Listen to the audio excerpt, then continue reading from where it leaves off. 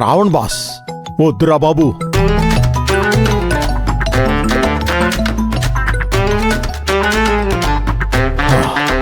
అమ్మయ్యా, కట్ అయింది.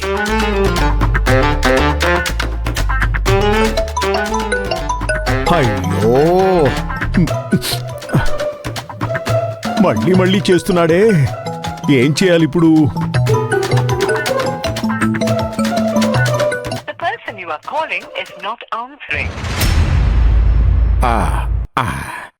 ఎందుకు కాల్ ఎత్తడం లేదు?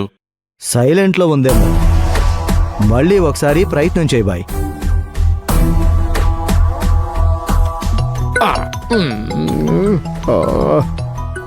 కర్మరా బాబు. అన్నా, ఏంటి ఎన్నిసార్లు ఫోన్ రింగ్ అవుతున్నా ఎత్తట్లేదు? అది రావణ్ బాస్ కాలు. కావాలంటే నువ్వే లిఫ్ట్ చేసి మాట్లాడు. నేను మాట్లాడను. తప్పుని సరిదిద్దుకోవడానికి ప్రతి ఒక్కరికి అవకాశం ఉంటుంది. అది సరిదిద్దుకోగలిగితేనే మనుగడ, లేదంటే మరణమే.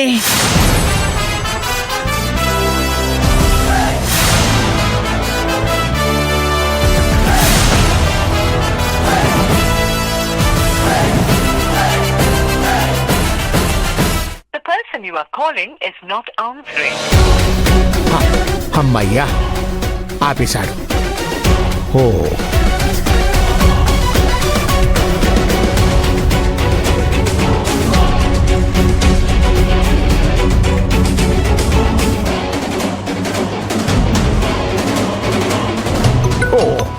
మళ్ళీ చేస్తున్నాడు. మనం ఈ రావణ్తో మాట్లాడితే ఆ దేవికి తెలిసిపోతుంది, మన కథ ముగిసిపోతుంది. ఏం చేద్దాం? ఒక పంచేయన్నా, ఫోన్ ఆఫ్ చేసేసేయన్నా. ఇది మంచి ఐడియా, కానీ రావణ్ మనల్ని తప్పుగా అనుకుంటే? అయితే ఫోన్ ఎత్తి మాట్లాడు. అప్పుడు దేవి వచ్చి నీ అంత చూస్తుంది. సరేనా? వద్దు, స్విచ్ ఆఫ్ చేస్తాను. కాల్ కట్టవని.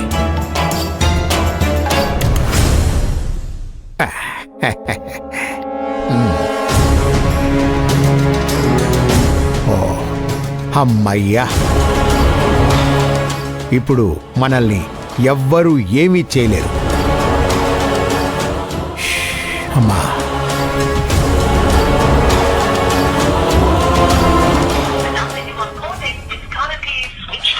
ఇప్పుడు ఫోన్ స్విచ్ ఆఫ్ వస్తుంది. బాలరాజు అలా స్విచ్ ఆఫ్ చేయడు. ఫోను ఛార్జ్ అయిపోయి ఉంటుంది. ఏంటి ముసలోని బాగానే వెనకేసుకొస్తున్నావు? తర్వాత వెళ్ళి ఏమైంది కనుక్కో. Hi boss. హాయ్ రాకీ, చెప్పరా. మనం శివగామిని ఇరికించడానికి ఆమె కారులో పింక్ సాల్ట్ పెట్టాం కదా. శివగామిని పిలిచి పోలీసులు గమనించి వెళ్లి చూసినప్పుడు అందులో పింక్ సాల్ట్ లేదు. అది ఏమైంది, ఎలా మిస్ అయింది నాకు అర్థం కావటం లేదు. పింక్ సాల్ట్ లేదా? కానీ పార్టీ వాళ్ళకి మనం డెలివరీ చేయాలి. కొంచెం సరుకు కావాలి. ఇప్పుడు దాన్ని డెలివరీ చేయడానికి ఎవరిని పంపిస్తావు? నందిని భర్త విక్రమ్ ఉన్నాడు కదా, అతన్ని పంపిస్తాను.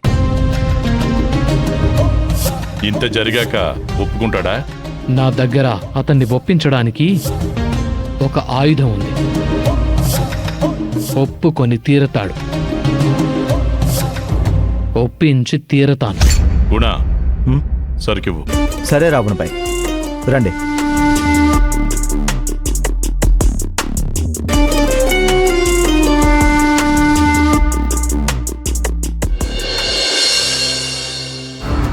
ఏంటి, ఈ కొత్త యూనియన్ లీడర్ కూడా కొమ్ములొచ్చినట్టున్నాయి కదా.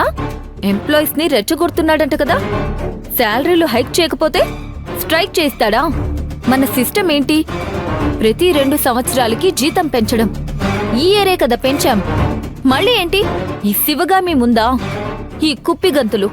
చూస్తాను.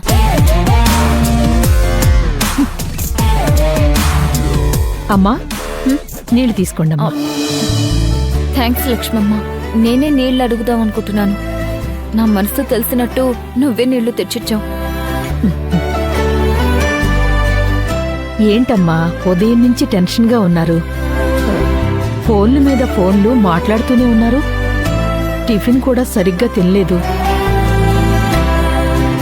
చాలా చాలా పరధ్యానంగా ఉంటున్నారు. అందుకే మీకు అవసరమని నీళ్లు తెచ్చాను.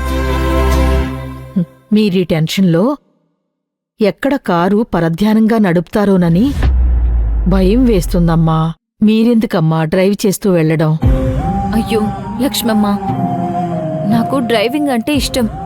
అందుకే డ్రైవర్ ఉన్నా సరే నేనే కార్ తీసుకొని వెళ్తాను.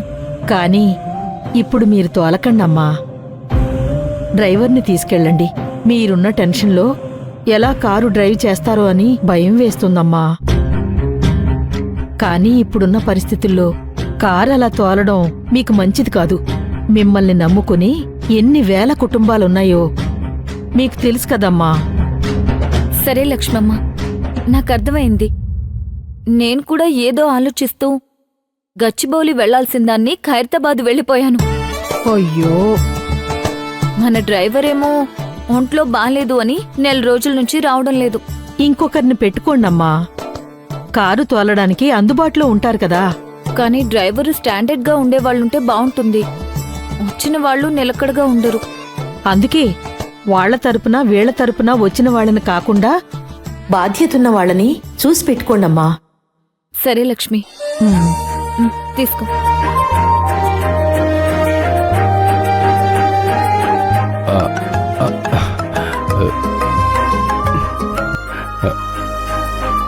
మేడం నమస్తే.